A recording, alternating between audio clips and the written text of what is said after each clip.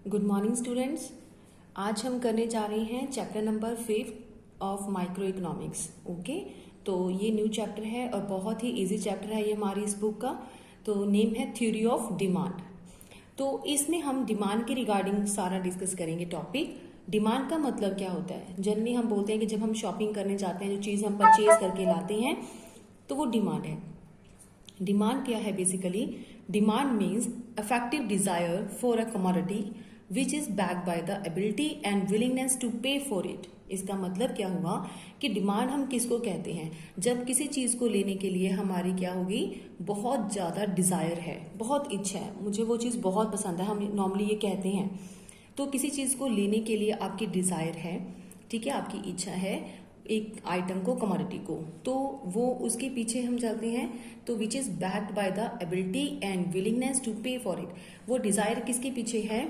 उसके लिए आपकी एक एबिलिटी होनी चाहिए, ठीक है, आपके अंदर पावर होनी चाहिए, कैपेबिलिटी होनी चाहिए उस चीज को पाने के लिए, एंड विलिंगनेस, और आप पूरी तरह से तैयार हो, ठीक है, क्या करने के लिए? टू पे फॉर इट, उस चीज को खर्च करने के लिए, उस चीज के लिए, ठीक है। तो आई मीन टू से कि डिमांड क्या होता है, जिसमें आपकी तीन बातें जो है वो फुलफिल होती हैं, तब हम कहते हैं कि उस चीज को हम डिमांड बोलते हैं। चीजें कौन सी? एक तो आपकी इफेक्टिव डिमांड होनी चाहिए, यानी कि full desire to have a good, कि मेरे पास ये चीज हो, ठीक है। सेकंड, एबिलिटी टू पे, आपको पैसा खर्च करने की एबिलिटी, आप में ताकत होनी चाहिए, आपके पास पैसा हो। और लास्ट में है विलिंगनेस, कि आप पूरी तरह से तैयार हो अब पैसा खर्च करने के लिए, पे करने के लिए, फॉर इट मतलब कमोडिटी के लिए। तो हम अब कह सकते हैं कि वो पर्सन क्या करने जा रहा है? डिमांड करने जा रहा है, तैयार है, एबिलिटी भी है और उसकी इच्छा भी है, राइट, ये सब कुछ। तो नेक्स्ट आता है कि डिमांड को हम किसी शेड्यूल के अकॉर्डिंग अगर इकोनॉमिक लैंग्वेज में समझना हो तो क्या करना पड़ता है? हमें एक डिमांड शेड्यूल बनाना पड़ता है, ठीक है। तो आज हम समझेंगे इसको डिमांड शेड्यूल और कर्व के अकॉर्डिंगली कि डिमांड क्या है। डिमांड शेड्यूल के लिए हमें क्या चीज की रिक्वायरमेंट होती है बेटे? हम किसी चीज की डिमांड करते हैं तो उसका रेट पूछते हैं, पहले जाके प्राइस पूछते हैं, ठीक है। फिर अगर हमारा बजट और हमारा जो प्राइस है वो सेटिंग में आता है चीजों को खरीदने के लिए, तब हम उस चीज को परचेज कर लेते हैं। तो अभी हम लेते हैं एक साइड, हम ले लेते हैं प्राइस। कोई भी एक कमोडिटी है एक्स, तो हमने यहाँ पे ले लिया कि हम उसकी परचेजिंग कर रहे हैं, ठीक है, प्राइस हमने पता कर लिया। और साथ में हम लेते हैं डिमांड, कि हमने किसी चीज की डिमांड करनी है, राइट। तो यहाँ पे जो हम कर रहे हैं रेट्स, हम अपनी मर्जी से ले लेते हैं कि कोई आइटम एक्स है और उस आइटम एक्स के मार्केट में रेट है 5 रुपए, ठीक है। तो एक कंज्यूमर क्या करता है, उस 5 रुपए के रेट के ऊपर कितनी डिमांड करता है? 2 यूनिट की डिमांड कर रहा है। उसके बाद अगर रेट 4 रुपीज है तो वो कितने की डिमांड कर रहा है? 3 यूनिट की डिमांड कर रहा है। अगर 3 रुपए है तो वो 5 यूनिट की डिमांड कर रहा है। और अगर रेट 2 रुपए है तो वो 8 यूनिट भी परचेज कर सकता है।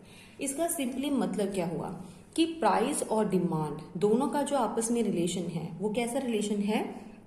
दोनों के बीच में इनवर्स रिलेशन है, कि अगर प्राइस बढ़ती कम हो जाती है तो उस पर्सन की डिमांड करने की जो डिजायर है वो बढ़ती जाती है, यानी कि वो पर्सन और डिमांड करना शुरू कर देता है, ठीक है। सिंपल सी बात है कि मार्केट में अगर रेट कम होगा तो हम ज्यादा चीजें परचेज करेंगे, अगर रेट ज्यादा है तो हम थोड़ा कम क्वांटिटी लेके घर आ जाते हैं और उसी में थोड़ा गुजारा करते हैं, ठीक है। तो यानी कि डिमांड करने के लिए सबसे पहले हम किसको फोकस करते हैं? प्राइस के ऊपर। तो जैसे प्राइस है वैसे हम डिमांड कर देते हैं। यहाँ पे हमने कुछ प्राइसेस लिख रखे हैं, रेट लिखे हैं, तो उसके अकॉर्डिंगली हमने क्वांटिटी डिमांडेड लिखा है कि कितनी क्वांटिटी की हम डिमांड कर सकते हैं इस डिफरेंट प्राइसेस के ऊपर, ठीक है। तो अब हम चलते हैं इसके कर्व की ओर, कि अगर हमें ड्रॉ करना हो तो किस तरह से हम इसका ड्रॉ कर सकते हैं कर्व बेटे। तो बेटे यहाँ पे मैंने एक ग्राफ यहाँ पे बनाने लगी हूँ, जिसमें हमने क्या लिया है, तो क्वांटिटी डिमांडेड लिया है कि हम कितनी कितनी क्वांटिटी की डिमांड करते हैं विद द गिवन प्राइसेस, अलग अलग प्राइसेस के ऊपर, ठीक है। तो यहाँ पे क्या आता है? Quantity demanded. अब हम यहाँ पे पॉइंट लेते हैं बेटे, कि क्या पॉइंट लेंगे? अगर 5 रुपीज है रेट तो हम कितनी डिमांड करते हैं? 2 यूनिट्स की डिमांड करते हैं, ठीक है। और अगर 4 रुपए रेट है तो हम कितना लेते हैं? 3 यूनिट्स की डिमांड करते हैं, राइट। 4 रुपीज रेट है तो हम 3 पॉइंट की डिमांड करते हैं। अगर प्राइस हमारा 3 रुपए है तो हम कितनी यूनिट खरीदेंगे? 5 यूनिट खरीदते हैं, ठीक है। और अगर 2 रुपए हमारा रेट हो जाता है तो हम कितने यूनिट खरीदेंगे बेटे? 8 यूनिट्स खरीदते हैं, राइट। तो इसके हिसाब से अगर हमारा डिमांड कर्व बनेगा तो वो कैसा बनेगा? कुछ इस तरह से, यानी कर ये क्या हो गया हमारा डीडी कर्व, ठीक है, डिमांड कर्व। तो इसमें हम क्या करते हैं, ये डिमांड कर्व जो है ये कौन से पर्सन का बनाया है ये भी आपको यहाँ पे लिखना पड़ेगा। इंडिविजुअल डिमांड शेड्यूल एंड, और इसी का हमने क्या बनाया है, इंडिविजुअल का ही कर्व बनाया है। अब यहाँ पे इंडिविजुअल क्यों लिखा है, क्योंकि हमने एक ही पर्सन की बात करी है कि एक पर्सन अगर मार्केट में चीज परचेज करने जा रहा है तो वो रेट के अकॉर्डिंगली उस चीज की डिमांड करेगा, that is the quantity demander, जो वो परचेज करने जा रहा है। ठीक है, हमने सिर्फ एक इंडिविजुअल पर्सन का ही अभी सोचा है, उसी का टेबल और उसी का डायग्राम बनाया है, तो ये डाउनवर्ड स्लोपिंग बनता है। क्यों डाउनवर्ड स्लोपिंग है, क्योंकि इन दोनों के बीच में कैसा रिलेशन है, ऑपोजिट, यानी कि डायरेक्ट नहीं है, इनडायरेक्ट रिलेशन है।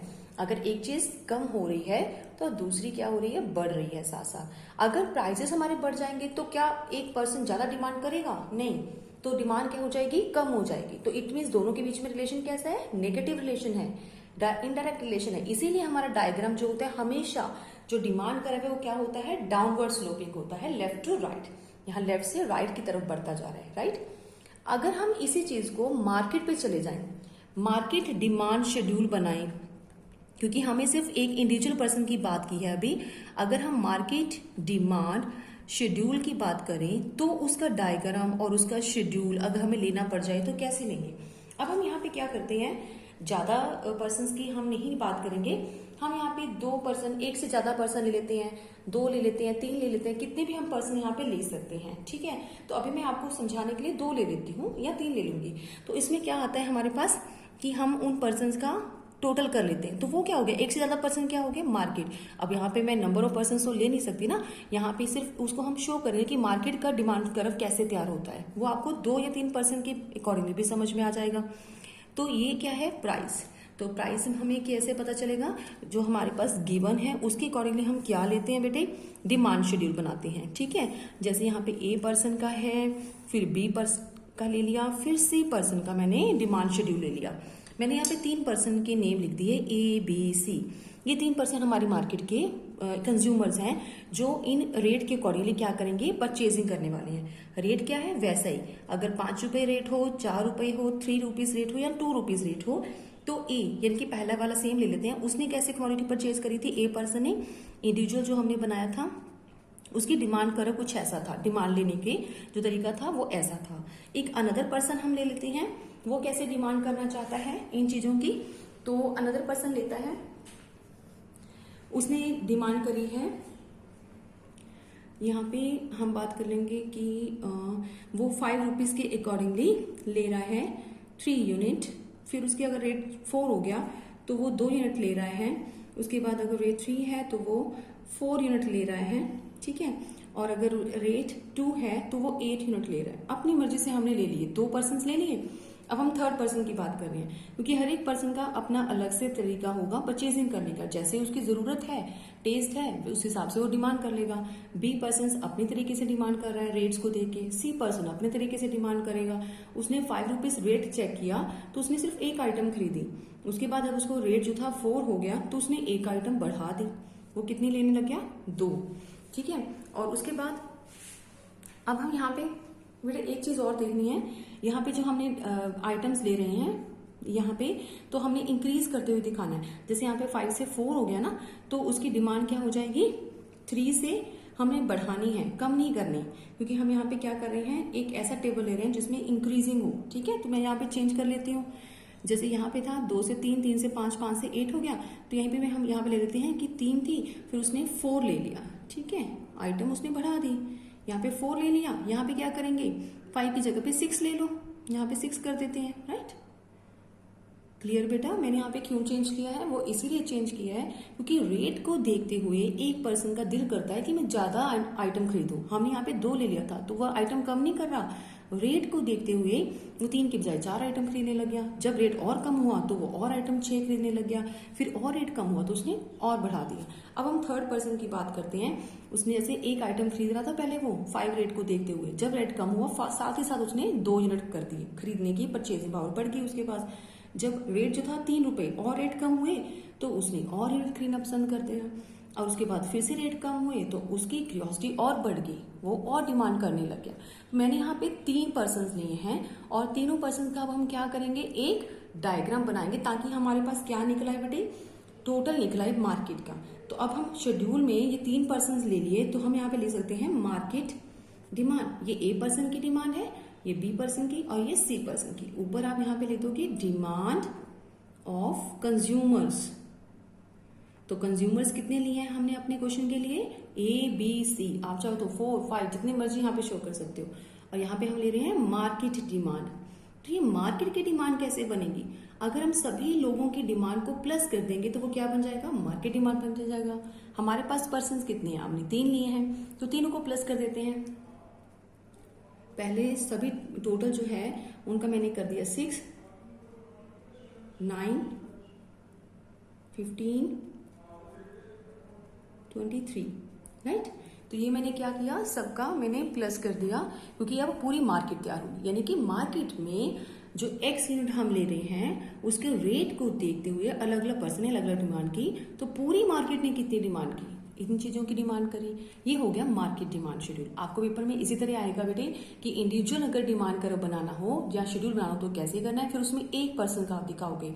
अगर मार्केट का दिखाना है तो उसमें 2-3 पर्सन का आप नेम लिखोगे और उनकी अलग अलग डिमांड आप मेंशन कर दोगे। बस इतना ध्यान रखना है कि जब आप रेट्स कम कर रहे हो तो इसका मतलब एक कंज्यूमर उस चीज की क्वांटिटी को बढ़ाएगा, तो आपने बढ़ा के ही बताना है। कोई भी आइटम आप ले लो, कितना मर्जी वैल्यू ले लो, ठीक है। तो आपने टोटल डिमांड बता दी। अब हम बनाएंगे इसका कर्व कैसे बनता है। तो बेटे यहाँ पे हम कर रहे हैं कर्व को ड्रॉ, ठीक है। तो जितने पर्सन हम लेंगे उतनी हमें डायग्राम्स के अंदर दिखाना पड़ेगा कि हमें क्या दिखाना है, यहाँ पे मार्केट कर्व दिखाना है। क्या दिखाना है, मार्केट डिमांड कर्व। तो मार्केट का डिमांड कर्व कैसे होता है, मार्केट में जितने कंज्यूमर्स है अगर उनकी सबकी डिमांड को हम प्लस कर देंगे तो मार्केट डिमांड कर्व हो जाएगा। मैंने यहाँ पे क्या लिया है, पहले ए पर्सन की डिमांड कर्व लिया है, बी पर्सन का लिया है, सी का लिया और बाद में मार्केट का लिया है, राइट। तो 4 डायग्राम्स हम यहाँ पे बनाने पड़ेंगे। पहला डायग्राम क्या था कि जैसे हमारे रेट्स क्या थे 5, उसके बाद कितना हो गया था 4, फिर रेट 3 भी हुए, 2 रुपए भी हुए, तो उसके अकॉर्डिंगली ए पर्सन ने कितनी डिमांड करी, मैंने यहाँ पे पॉइंट्स नोट किए हुए हैं। जैसे आप टेबल देखोगे उसमें आपको ये पॉइंट्स मिल जाएंगे जो अभी हमने बनाया था। इसी तरह से बी पर्सन का जो डिमांड है वो कर्व कुछ इस तरह से बनता है। जो सी है उसका डिमांड कर्व कैसे बनता है, उनके डिमांड के अकॉर्डिंग जैसे उसने डिमांड करी वो इस तरह से बनता है। पॉइंट्स हमने नोट डाउन कर लिए। इसी तरह से इन सबको प्लस किया था हमने, टोटल बनाया था, वो क्या था मार्केट। तो मार्केट में टोटल कितना था, एक तो 6 था, फिर 9, फिर 15 और उसके बाद 23, राइट। तो ये सारे क्या है, ये डिमांड कर्व है डी डी। ये भी क्या है, D D curve, demand curve जिसको बोलते हैं, ठीक है। तो ऊपर भी डी लिखते हैं, नीचे भी हम इसको डी लिखते हैं, राइट। इसलिए हम इसको डी डी कर्व भी बोल देते हैं। तो यहाँ पे क्या बन गया, पूरी मार्केट डिमांड कर्व हमने बनाई।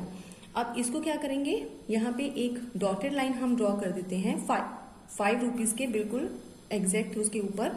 इसका मतलब क्या होगा कि हमने रिलेट करके बता दिया कि 5 रुपीज के अकॉर्डिंगली एक पर्सन की इतनी डिमांड से धीरे धीरे वो कम हो गया, राइट। इस तरह सेकंड वाले की भी 5 रुपीज के ऊपर इतनी डिमांड थी और धीरे धीरे जो भी था उसकी कम हो गया। और इसी तरह से हम पूरी मार्केट का दिखा देंगे, राइट। तो ये सब क्या है हमारे पास, मार्केट डिमांड कर्व। ये हमारा एक टॉपिक खत्म हुआ है, इंडिविजुअल डिमांड क्या होती है और मार्केट डिमांड क्या होती है। नेक्स्ट टॉपिक है बेटे, ओके बेटे, नेक्स्ट टॉपिक है हमारा डिटर्मिनेंट्स ऑफ डिमांड। इसको हम फैक्टर अफेक्टिंग डिमांड भी कहते हैं, फंक्शंस भी कहते हैं हम डिमांड के, ठीक है, जिसको हम डिमांड फंक्शन बोल देते हैं कई बारी।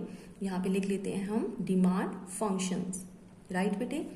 तो अब हम पहले करेंगे इंडिविजुअल के जो फैक्टर्स हैं वो कौन से हैं जो अफेक्ट करते हैं उनके डिमांड को। उसके बाद हम मार्केट के डिमांड फंक्शंस पढ़ेंगे। पहला है प्राइस ऑफ द कमोडिटी। हमें पता है सबसे वेरी इंपॉर्टेंट जो है वो प्राइस ही होता है, प्राइस ऑफ द आइटम या कमोडिटी।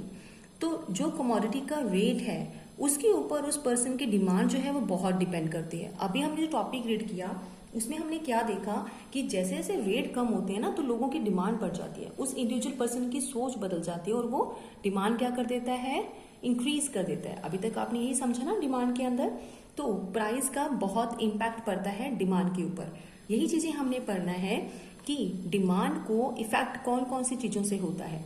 तो यानी कि फैक्टर जो डिमांड को इफेक्ट करते हैं, पहला है प्राइस ऑफ द कमोडिटी। जैसे ही प्राइस बढ़ेंगे तो उस पर्सन की डिमांड क्या हो जाएगी उस चीज के लिए, कम हो जाएंगे। इसके वाइस वर्सा कि अगर प्राइसेस कम हो जाती हैं तो उस चीज के लिए उसकी डिमांड क्या हो जाती है बेटे, इंक्रीज हो जाती है। वेरी सिंपल, ठीक है। सेकेंड पॉइंट है हमारा price of related goods. Price of related goods. अब आप बोलोगे रिलेटेड गुड्स क्या होता है?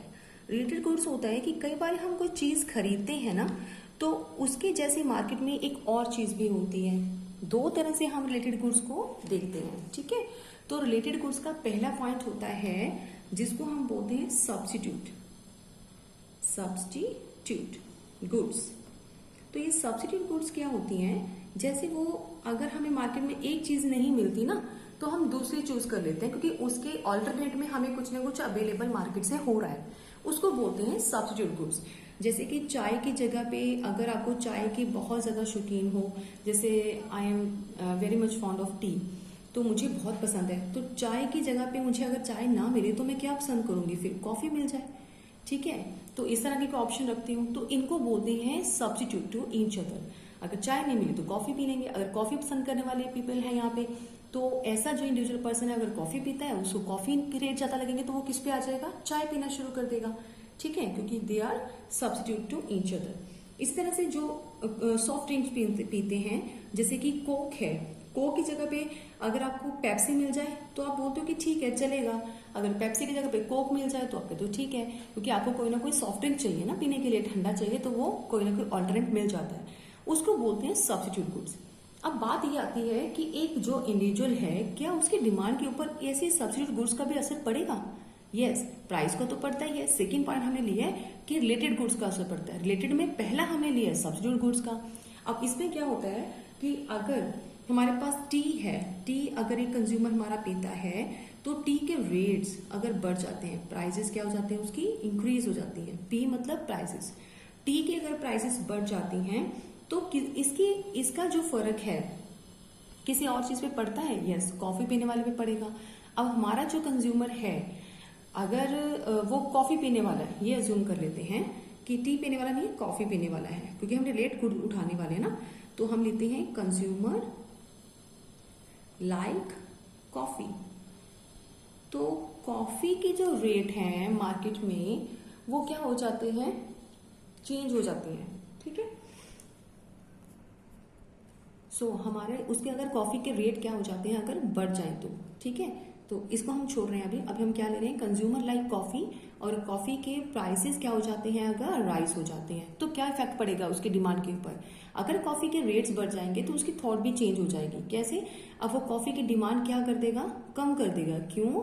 बिकॉज ऑफ राइजिंग प्राइसेस, सिर्फ बढ़ गए हैं प्राइसेस, उसकी वजह से उसकी डिमांड क्या हो जाएगी, गिर जाएगी, क्योंकि उसको नजर आ रहा है अगर कॉफी के रेट बढ़ गए तो उसके सब्स्टिट्यूट में मुझे क्या मिल रहा है, टी है मार्केट के अंदर, तो वो किसकी डिमांड करना शुरू कर देगा, टी की डिमांड। तो टी की डिमांड क्या हो जाएगी बेटे, इंक्रीज हो जाएगी, राइट। तो यही हमारा कंसेप्ट था कि क्या कोई ऐसी चीज जो ऑल्टरनेट में मार्केट में मिलती है उसकी वजह से भी हमारी डिमांड के ऊपर फर्क पड़ता है। यस, पड़ता है। अदरवाइज क्या है कि अगर कुछ सब्स्टिट्यूट ना हो तो कंज्यूमर को जबरदस्ती कॉफी पीनी पड़ेगी, चाहे उसका रेट हाई भी हो जाए तो भी क्या फर्क पड़ता है अगर वो कॉफी पीने वाला है तो। बट उसके ऑल्टरनेट में एक चीज पड़ी हुई है, उसके सब्स्टिट्यूट में मार्केट में एक चीज अवेलेबल है, ठीक है। पेप्सी की जगह पे कोक है, तो हम फिर पेप्सी का रेट बढ़ने पे हम क्यों उसकी परचेजिंग करेंगे, हम क्या कर सकते हैं, कोक ले सकते हैं। इसको बोलते हैं रिलेटेड गुड्स में, यानी कि सब्स्टिट्यूट अगर आपके पास अवेलेबल होता है तो भी डिमांड के ऊपर फर्क पड़ जाता है। अब कॉफी की डिमांड के ऊपर फर्क पड़ गया, डिक्रीज होगी, क्योंकि उस कंज्यूमर ने क्या डिसाइड किया, चाय लेना पसंद कर दिया, राइट। अब इसी तरह से रिलेटेड गुड एक और भी होता है जिसको हम बोलते हैं कॉम्प्लीमेंट्री गुड्स। क्या बोलते हैं बेटे, कॉम्प्लीमेंट्री गुड्स। अब ये कॉम्प्लीमेंट्री गुड्स क्या होते हैं, जिस तरह से हमने ये रिलेट किया कि सब्स्टिट्यूट गुड्स जो होती हैं वो एक दूसरे के बिल्कुल एंगल में चलती हैं, यानी कि अगर कॉफी नहीं है तो ऑल्टरनेट में वो ले लेते हैं। कॉम्प्लीमेंट्री होता है कि दोनों चीजें ही पॉसिबल होनी चाहिए तभी हमारा जो है काम चलता है, अदरवाइज वो काम नहीं होगा। जैसे कि अब पेट्रोल है, पेट्रोल खाली हमें क्या करना है, पेट्रोल के साथ कोई ना कोई व्हीकल जो है वो होना चाहिए, कार होनी चाहिए, ठीक है। तो कार का पेट्रोल का मैच आपस में है। अगर हम इंक वाला पेन यूज कर रहे हैं तो बिना इंक के हमारा पेन भी बेकार है, ठीक है। तो इट मीन्स पेन का और इंक का आपस में कैसा रिलेशन है, कॉम्प्लीमेंट्री रिलेशन है। तो इस तरह से कुछ ऐसी चीजें जिनका आपस में कनेक्शन जो है वो एक साथ ही जुड़ा हुआ है, तो ऐसी चीजों के रेट्स में फर्क आने से भी डिमांड में फर्क आ जाता है। ठीक है, एक एग्जांपल लेते हैं हम।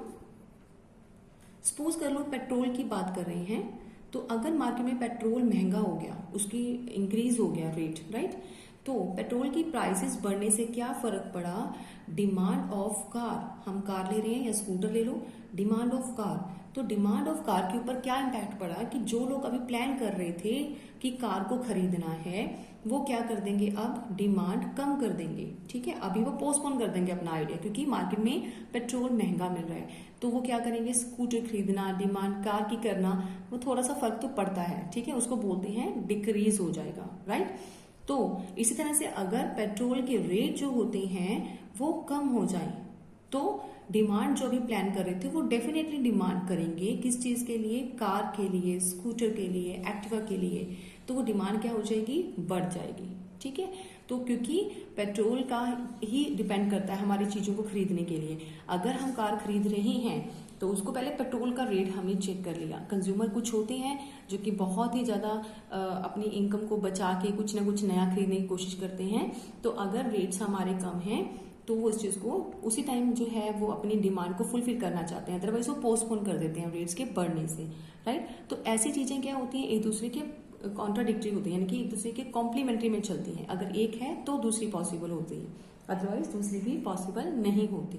ठीक है, इसको बोलते हैं हम कॉम्प्लीमेंट्री गुड्स। तो यहाँ पे आपने देखा जब हम सब्स्टिट्यूट गुड्स की बात कर रहे थे तो उसमें हमने किया था कि अगर कॉफी का रेट बढ़ता है तो उसकी जो सब्स्टिट्यूट गुड है तो उसकी डिमांड भी बढ़ती है। यहाँ पे हम देख रहे हैं कि अगर यहाँ पे एक आइटम का रेट बढ़ता है तो उसकी जो ऑपोजिट जो दूसरी डिमांड है दूसरी गुड्स की, वो क्या होती है, डिक्लाइन करती है। इतना ध्यान रखना कि कॉम्प्लीमेंट्री जो होते हैं उसमें नेगेटिव हो जाता है डिमांड। अगर ये बढ़ रही है तो डिमांड कम हो रही है दूसरे आइटम की, लेकिन यहाँ पे जैसे ही रेट बढ़े तो उल्टा उस अगले गुड की डिमांड बढ़ गई, राइट। ये दोनों है हमारे पॉइंट्स। क्या चीज हम दिखाते हैं, प्राइस ऑफ रिलेटेड गुड्स। आगे क्या है बेटे, तीसरा जो हमारी डिमांड को इफेक्ट करता है that is the income of the consumer. Yes, income of the consumer हमारा बहुत ही इंपॉर्टेंट कंसेप्ट है जो कि हमारी डिमांड को बदल सकता है। अगर कंज्यूमर की इनकम जो है वो बढ़ जाती है तो उसके पास पैसा आ जाता है ज्यादा, तो वो मार्केट में डिमांड भी बढ़ा देता है। अगर इनकम जो है वो कम हो गई है, पहले से भी कम हो गया, तो डिमांड भी कम कर देगा। ये तो सिंपल सी बात है।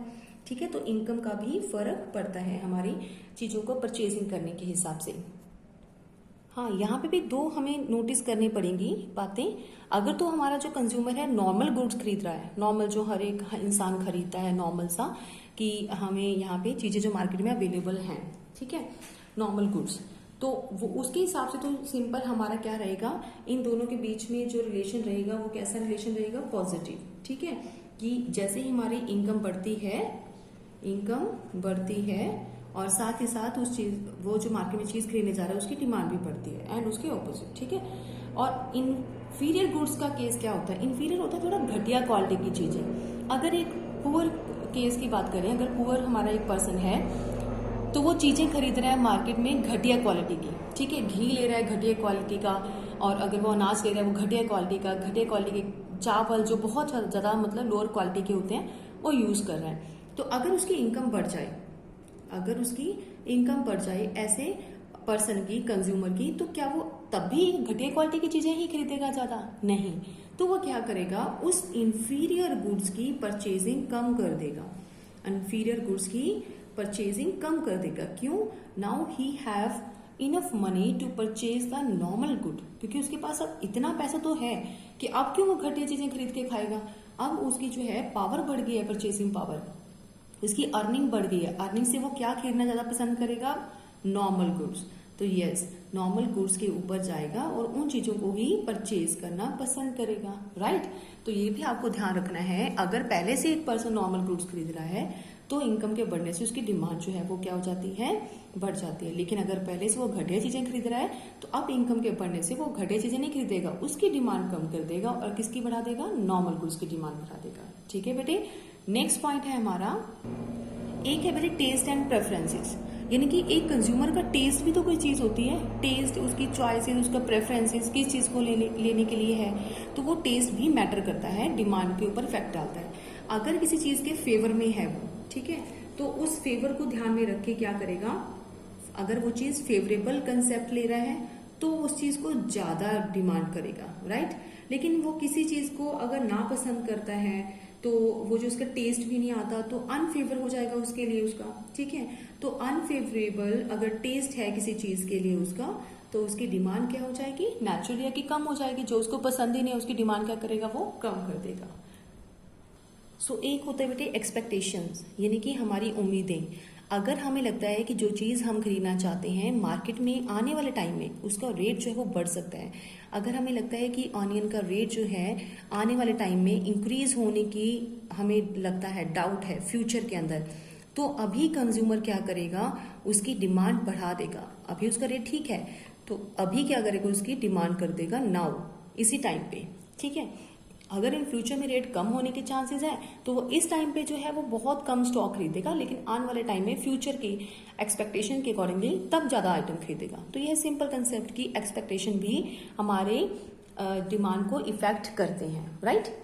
अनदर कंसेप्ट है हमारा कि ये हमारे खत्म हो गए बेटे पॉइंट्स। अब हम बात करते हैं मार्केट की डिमांड के ऊपर जो चीजें इफेक्ट डालती हैं, मार्केट डिमांड फंक्शंस, ठीक है। तो मार्केट के ऐसे कौन से फंक्शंस हैं, ऐसे कौन से काम हैं जो मार्केट की डिमांड को इफेक्ट करते हैं। यहाँ पे ये सारे पॉइंट तो है ही है, ये तो हमने जितने भी 5 पॉइंट्स हमने रीड करे हैं ये तो है ही है, ये 5 पॉइंट हमारी मार्केट में अगर आपका आ जाए डिमांड फंक्शंस लिखो तो उसमें ये 5 पॉइंट तो आपको लिखने ही लिखने हैं। इसके अलावा 2-3 पॉइंट्स और हैं कि जो मार्केट को इफेक्ट करते हैं, ठीक है। उसमें वेरी फर्स्ट आता है पॉपुलेशन, यस। तो पहला पॉइंट आता है पॉपुलेशन। तो पॉपुलेशन का आपकी डिमांड के ऊपर क्या फर्क पड़ता है, जैसे ही पॉपुलेशन चेंज होएगी तो डिमांड भी चेंज हो जाएगी, ठीक है। इंक्रीज इन द पॉपुलेशन और the number of house hold, the demand for good also increases. Yes, हमें पता है कि जब पॉपुलेशन क्या हो जाएगी, इंक्रीज हो जाती है किसी भी इकोनॉमी के अंदर, तो उस टाइम क्या होगा, हमें ज्यादा लोगों की डिमांड होना शुरू हो जाएगी, क्योंकि पॉपुलेशन ज्यादा है, लोग ज्यादा हैं, तो उनको डिमांड को फुलफिल करने के लिए ज्यादा बनाना पड़ेगा। इट मीन्स हमारी गुड्स की डिमांड क्या हो जाएगी, इंक्रीज। तो यानी कि मार्केट के पॉइंट ऑफ व्यू अगर हम सोचें तो ये हमारा पॉइंट भी आता है। लेकिन जब हम इंडिविजुअल के पॉइंट ऑफ व्यू सोच रहे थे कि डिमांड, एक इंडिविजुअल अगर डिमांड करता है तो कौन कौन सी चीजें उसको इफेक्ट डालती हैं, तो वो ऊपर जो हमने 5 पॉइंट किए हैं वो आते हैं। उसका टेस्ट, उसकी इनकम, चीज का रेट या फिर रिलेटेड गुड्स का रेट, एक्सपेक्टेशन उसकी लाइफ के लिए, तो वो सारी चीजें उन्हीं को हम यहाँ पे कंसीडर करने के बाद ये हमारा पॉइंट बन जाएगा नेक्स्ट वाला कि पॉपुलेशन भी मार्केट को इफेक्ट डालती है। यानी कि हम इसको 6 पॉइंट भी काउंट कर सकते हैं, राइट। कि 5 पॉइंट तो वही 1 to 5 जो हमने अभी पढ़े थे वो सारे मार्केट को डिमांड को इफेक्ट करते हैं 1 to 5, और ये हो गया हमारा 6 पॉइंट जो इफेक्ट करता है हमारी मार्केट को।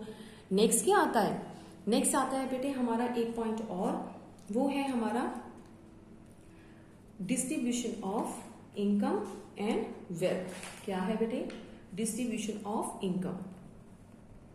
डिस्ट्रीब्यूशन ऑफ इनकम का मतलब क्या होता है, मैंने आपको पहले भी समझाया हुआ है ये स्टैटिस्टिक्स के अंदर, कि जब इकोनॉमी में मनी को, पैसे को हम डिस्ट्रीब्यूट करते हैं, किसमें, ऐसे नहीं बांटते फिरते, जैसे कि उनकी कैपेबिलिटी के अकॉर्डिंग को जो वेजेस, सैलरी हमारी इकोनॉमी में मिलती है, दैट इज द इनकम का डिस्ट्रीब्यूट होना कहते हैं, ठीक है।